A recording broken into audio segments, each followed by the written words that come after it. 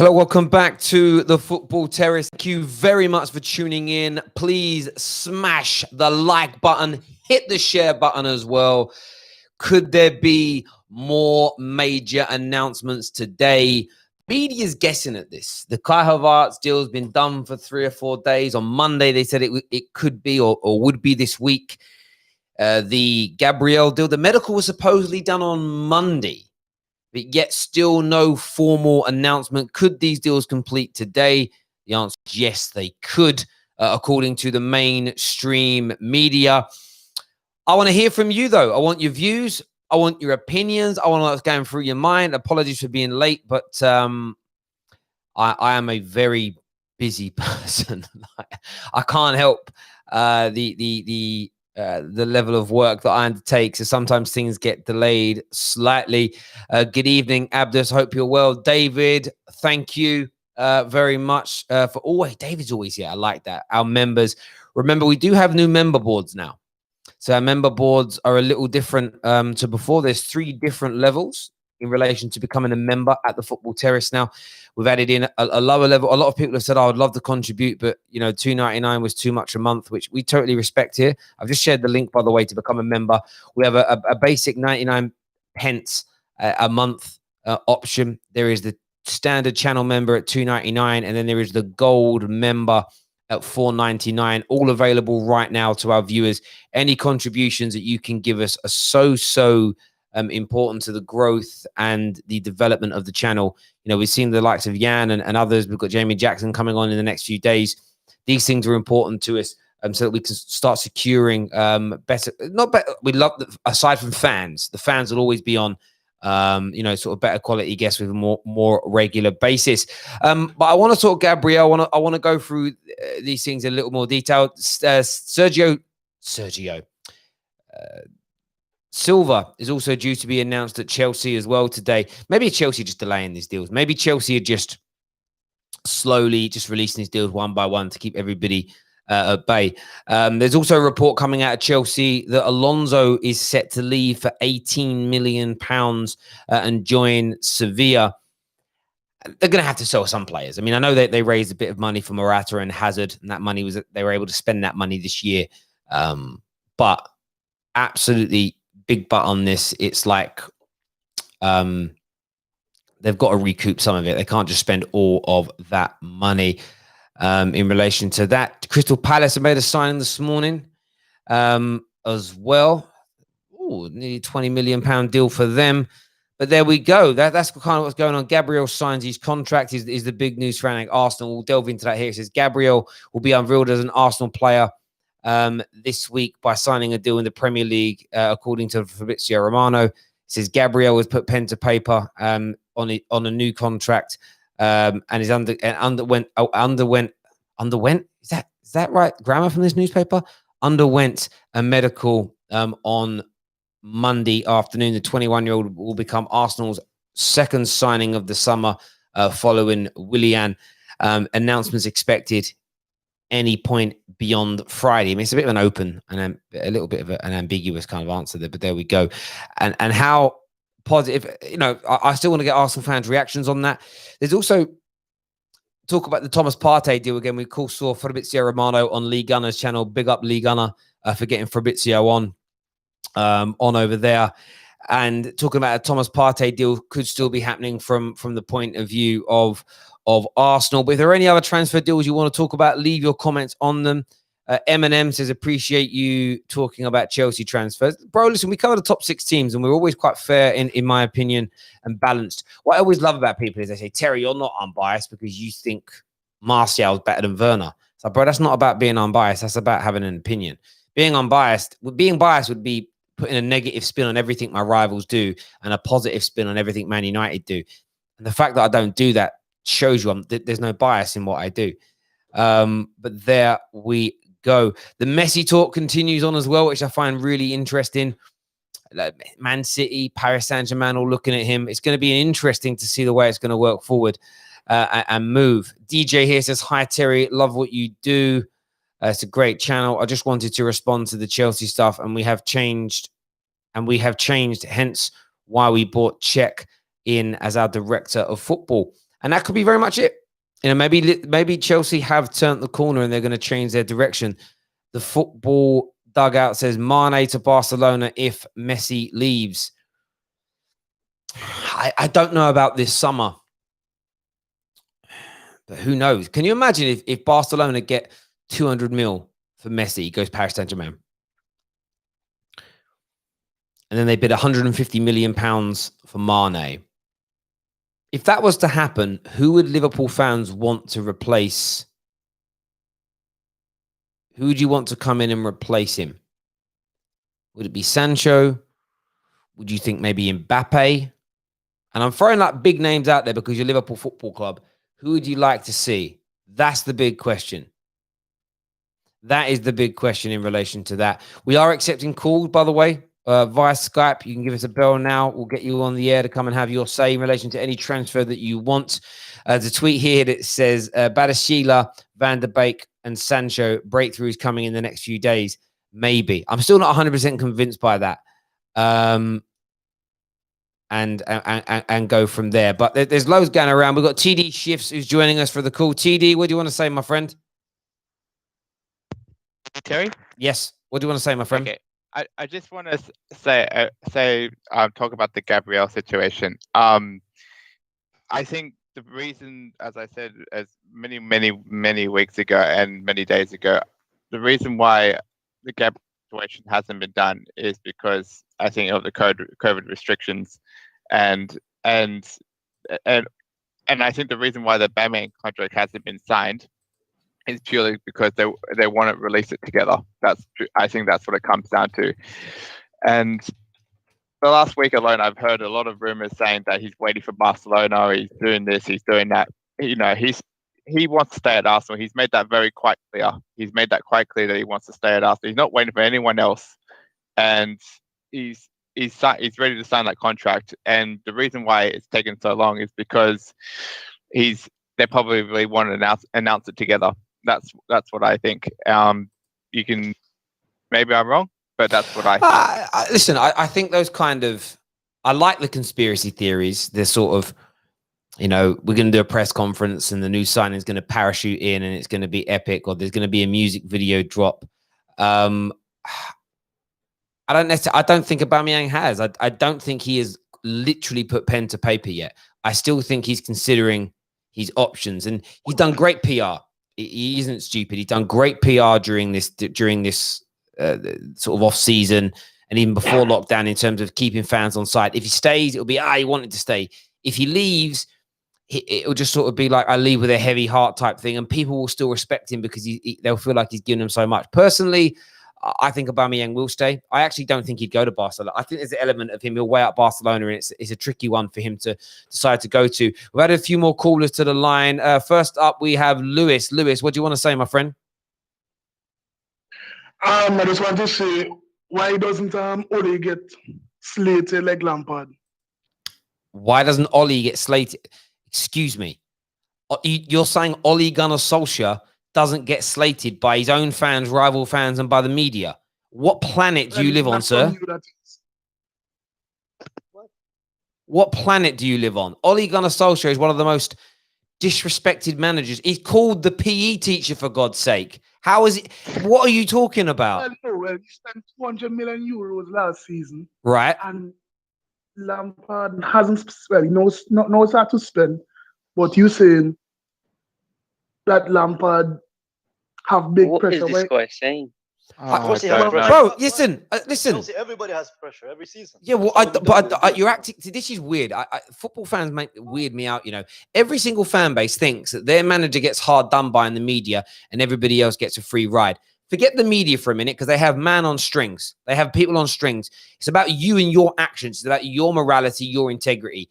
If you're telling me that you don't think Solskjaer has pressure on his name, isn't ridiculed, isn't over-criticized, isn't mocked, I don't know what do you live in a dungeon? Do you live by yourself with no windows and doors and no internet, bro? Like, how can you think that? I'm sorry to shout you down, bro, but that is one of the most ludicrous statements we have ever had on the Football Terrace. There's so much pressure on Solskjaer. Solskjaer came third last year and got barely any praise from the mainstream media for it. They said, well, he should be. Most of them, by the way, predicted. Hang on a second. Most of them predicted we wouldn't make it. And even when we did, they said, well, we should have done it anyway. He gets barely any credit at all. And Lampard got a good free ride last year where there's very little pressure put on him for the amount of losses because they said that he didn't have a transfer window. He has now had invested into his squad £322 million. Of course, there now needs to be an expectation. No. We rich. What's that got? That's fine. Who's saying no? You bring in Pulisic and Kovacic in that 322. Yes, because they've been invested. Hang on, whoa, bro. Sorry to shout you down again. Of course, you got to include it because that money was invested while he was the manager. In January, not by Frank Lampard. Hang on, did Pulisic play for Lampard last season? Did he make his debut for Lampard? Answer my question. Answer my question. They were the best you played in Chelsea. Pulisic and Kovacic. They were the reason you made top 4. Without those investments, I said investments made since he's been the manager. The £40 million for Kovacic was spent while he was the manager. The Pulisic deal, yes, the money may or may not have been transferred before he joined. I don't actually know the intricate detail of the deal. But if Pulisic hadn't have been signed in January, imagine not having Pulisic and Kovacic. You're telling me, did Lampard benefit from those signings being made? Did he benefit from that? Did he benefit from that 100? Did he benefit from that? Hang on. Did he benefit from? Did he benefit from that £100 million being invested into his squad? Yes or no? Yes, he didn't benefit. And has he still got that? Has he still got that £100 million of worth of quality in his squad in those two players? Then he has to have the pressure applied next to him. I'm sorry, he's not getting a free ride. You're not getting Lampard a free pass, bro. It ain't happening. Not here. Not on my watch. Kai, what do you want to say, bro? Yo, hey Terry, how are you? I'm good, bro. What are you saying? I'm good. Calm down, man. Everything is fine. I just can't believe what I'm hearing. It's ludicrous. Even if Lampard was Marina himself and she was managing Chelsea, she'd also have pressure under her. I don't understand people who want managers to play at top end of the in the Premier League and ask for no pressure. It's impossible. Every person at Chelsea has pressure, you know. Can I say just this? Yeah, I think Frank Lampard, Ole Gunnar Solskjaer, and Mikel Arteta are the 3 managers that gets the most stick, at least by rival fans. You know, and Ole deserves it. Yeah, and to say that Ole Gunnar Solskjaer doesn't get criticism is ridiculous.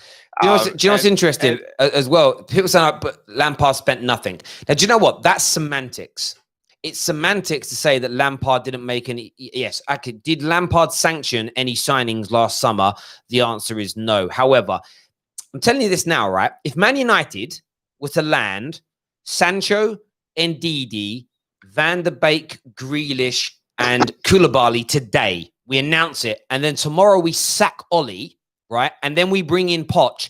Are you not gonna give Poch high standards because of those players we've just signed because he wasn't the manager that signed them? Or are you gonna say, look at the squad that he's got? You can't do that. That's still a squad. That's still a squad. That is still a squad. No, what, mate? Sorry. It's a quality team. If Poch comes into that team, are they bound to win something? You guys have got a quality team. You were already a top 4 team when he came in. Yes, you lost Eden Hazard, big loss, but you managed to keep hold of Kovacic without him being lost, and you brought in Pulisic, who is a top player. You spend £60 million on a player; he's a top player. You can't spend 60 mil and be like, he's there to fill the squad. That's what that isn't a 10 million, an 8 million, a 15 million pound. But my point remains, bro. My point remains. You went from third to fourth, mate. We are supposed to carry the team. Who's this guy? Listen, who's this bro, guy?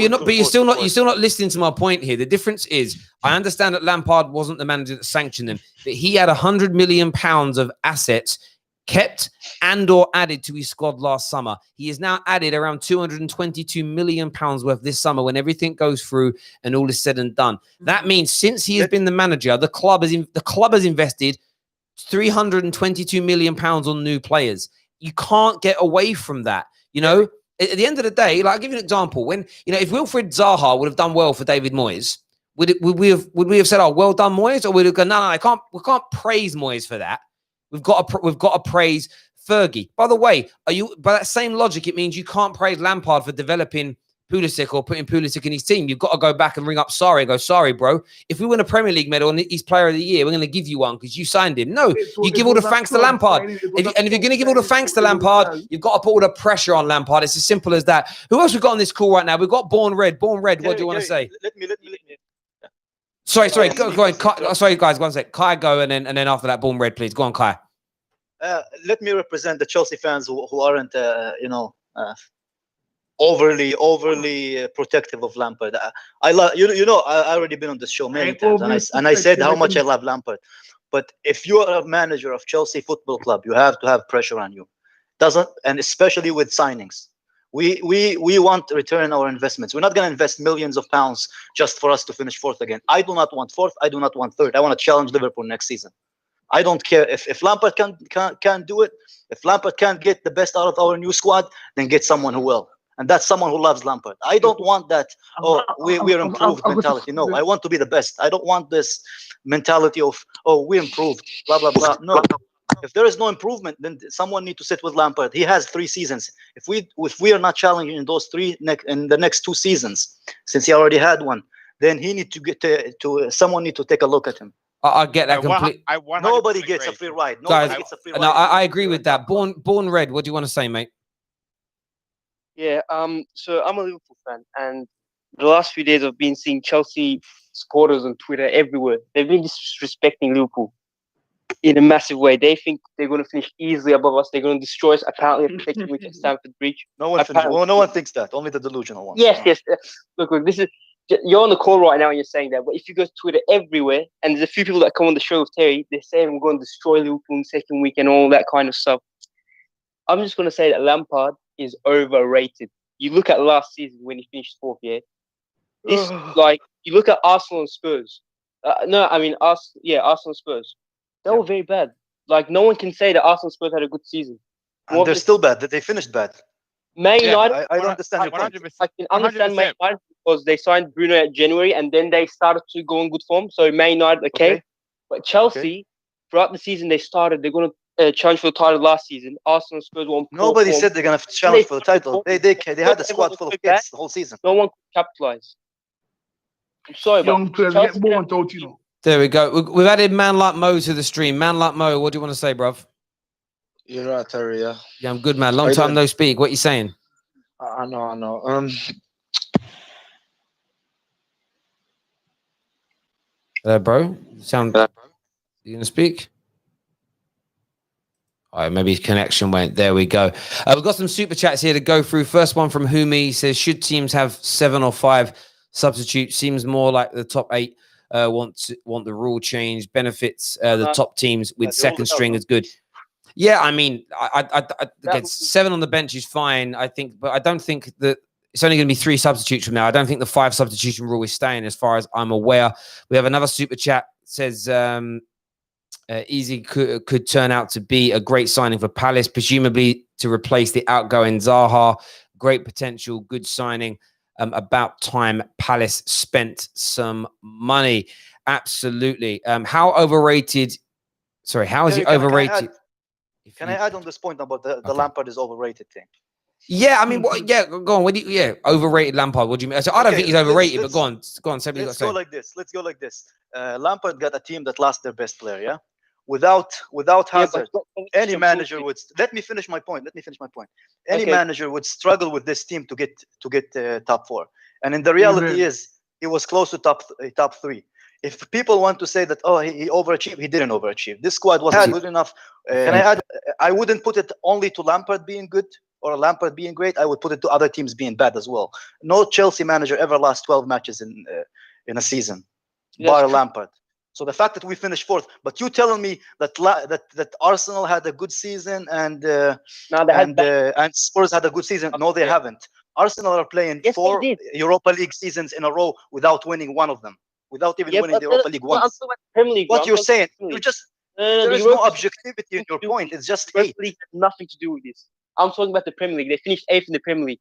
They didn't even care. Towards the end of the season, they didn't even care about the Premier League anymore. Tottenham had a very bad That's their problem, not ours. How is that Lampard's problem if they didn't care about it? Look, I'm saying Lampard, he didn't achieve something incredible. All he did, he just did what he had to. I think he he could have even got higher probably. He could have been close to Man City, in my opinion. He started the season off very well. He got With Mount and Tammy Abraham? And Abraham, yeah, they're good. They're not bad players. You guys call them like the best prospects in England and all that. What? They're I bad didn't players. call them. So you're saying Abraham and Mount was bad young players, players? young players, they will get burnt out. Yeah. So what if they're young? Good players, Can I just say from the Arsenal like the point of view, look, I'm not going to disagree with anything that Kai was saying. Like Arsenal have had a poor season, 100%, 100 million%. Arsenal have had a poor season, right? Okay, and the fact is, we've had a poor season and we won an FA Cup. Does not sort of take the fact that it doesn't make it any less poor. It's still poor regardless whether we won the FA Cup or not, right? Especially because we got kicked out of the Europa League by a very poor team. Exactly, and 100%. And that doesn't. And I don't want the FA Cup to paper over the cracks, right? And some Arsenal fans think it's going to paper over the cracks, and it's not going to paper over the cracks. It's me, right? No, I want this season to have an improvement, whether that be top 4 and a trophy, or whether that be some sort of improvement in some cases, right? And I do not understand why certain Liverpool fans, I'm not including you into this, certain Liverpool fans are so threatened by Chelsea purely on the merit because I think it's because we're rich. We're rich. No. I'm just saying the reason why Liverpool fans feel so threatened by Chelsea is because they're making 100 mil signs like Kai Havertz, Timo Werner, Hakim Ziyech, Ben Chilwell for 50 million, and now they're starting to feel threatened right up their alley because and now they're starting to panic. Let me just say something. I'd like more. Let me add on it. Let me add on it. At the same time, work in my life. Every single time this happens, teams sign like 7-8 players at the same time, and it never works. And Chelsea this season, it's going to take them so much time to settle in. You're going to see at the first 10 games, they're going to drop a lot of points, and they're already going to hope. That's hope. That you're talking with a tone of hope, my friend. That will happen. That's hope. That's hope. But in the end, a poor man should never tell a rich man how to decorate his palace, my friend. Remember that saying. What? You're trying to build a squad on a budget. Sooner or later, it will catch up to you. Your players are aging. Chelsea's average squad, average age. There we go. Boys, this is a great debate. Smaller. This is a great debate, which I think we'll be able to continue tonight. Tonight, we're sorting the times out. Should be about 7 p.m. Arsenal-Liverpool preview for the Community Shield game. I'm sure we'll delve into some of these topics on there as well. I appreciate you all coming on and being respectful with one another and not being sensitive. Lewis, yeah, I shot your opinion down. That's because I thought it was a madness. But I appreciate you coming on and saying what you got to say. We want more challenge on here as a channel. For everyone who's tuned in, please smash the living daylights out of the like button right now. We'll be back later on today. Take care. Goodbye. God bless. And I'll see you all soon.